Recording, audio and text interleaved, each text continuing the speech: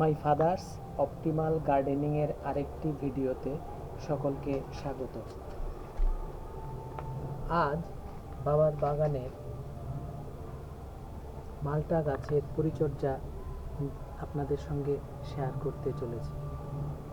এটা একটা Vietnam all time মালটা গাছ, যেটা দেখতে পাচ্ছেন একটা বস্তাতে করা আছে।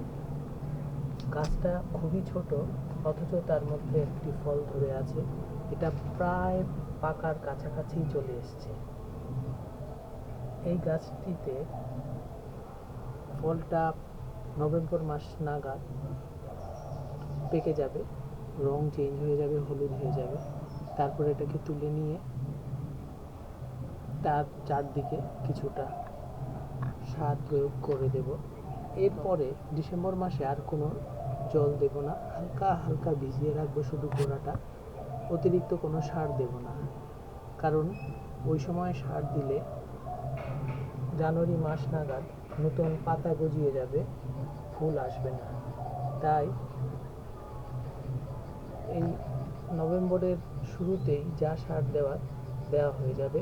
তবে অন্যান্য যেই সাইট্রাস গাছগুলি আছে, যেটা বছরে একবার হয়, সেই গাছগুলিতে অক্টোবরের আগেই সার দেওয়া প্রয়োজন। কিন্তু যেহেতু এটা অল সিজন, অর্থাৎ বছরের প্রায় কমপক্ষে 3 বার হয়, তাই এটা নভেম্বর মাসের শুরুতে সার দিলেও হবে। কারণ এটা কিছুদিন বাদে ফুল আসবে। ছোট বস্তায় করা হয়েছে। এতে যে মাটি দেওয়া হয়েছে তাতে 60% গোবর সার, অর্থাৎ গোবর 1-1.5 বছরের পুরনো ঝুরঝুরে হয়ে যায় সেটা। 20%-এর মতন ডিমের খোসা শুকনো করে গুঁড়ো করে রাখা, সেটা মেশানো হয়েছে। আর ভার্মি কম্পোস্ট দেওয়া হয়েছে, সঙ্গে কিছু পাতা পচা সারও দেওয়া হয়েছে। আর নিম খোল অল্প দেওয়া হয়েছে, একটু চুন দেওয়া হয়েছে। বাস এতেই হয়ে যাবে। আর মাটিটার মধ্যে এক্ষুনি আমি কিছু মিশ্র সার তৈরি করে রেখেছিলাম, সেটা প্রয়োগ করব। কি করে প্রয়োগ করব দেখুন। সার প্রয়োগ করার আগে গোড়াটা একটু প্রায় 1.5 ইঞ্চি খুঁচিয়ে নেবেন। এভাবে খুঁচিয়ে নেবেন। তারপর আমি এখানে আগের থেকে তৈরি করে রেখেছিলাম মিশ্র সার। এতে আছে হাড় গুঁড়ো, চা পাতা পচা, ভার্মি কম্পোস্ট, নিম খোল আর কিছু শিংকুচি মেশানো আছে। এগুলিকে আগের থেকেই তৈরি করে রেখেছিলাম। এখন এই 1 মুঠ পরিমাণ এতে দিয়ে দিলেই হবে। বাস হয়ে গেল। এবার মাটির গলির সঙ্গে একটু মিশিয়ে দেব।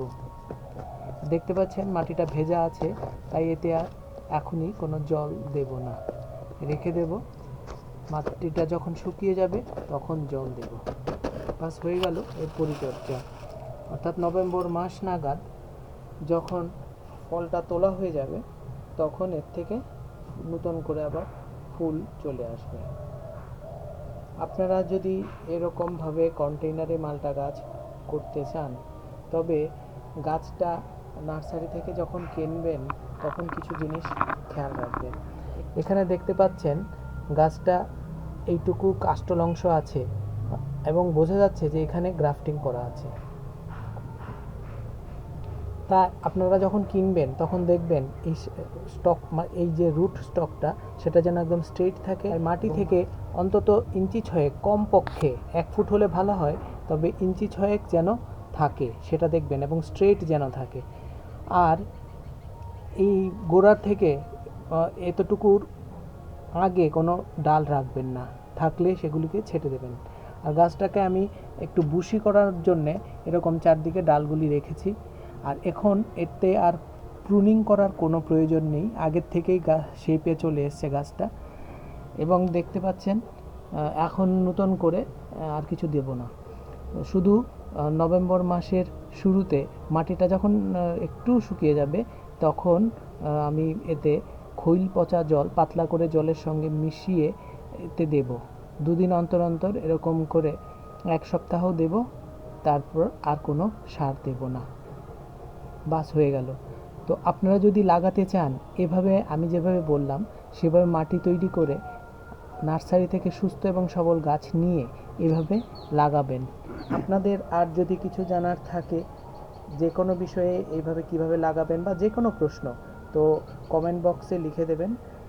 আপনাদের সবার প্রশ্নের উত্তর দিতে আমি অবশ্যই চেষ্টা করব। কেমন লেগেছে ভিডিওটা অবশ্যই জানাবেন। ভালো লাগলে লাইক, শেয়ার ও সাবস্ক্রাইব করতে ভুলবেন না। সাবস্ক্রাইব করলে কোনো পয়সা লাগে না, তবে আমার এই ভিডিও করার আরও অনুপ্রেরণা পাই, উৎসাহ পাই।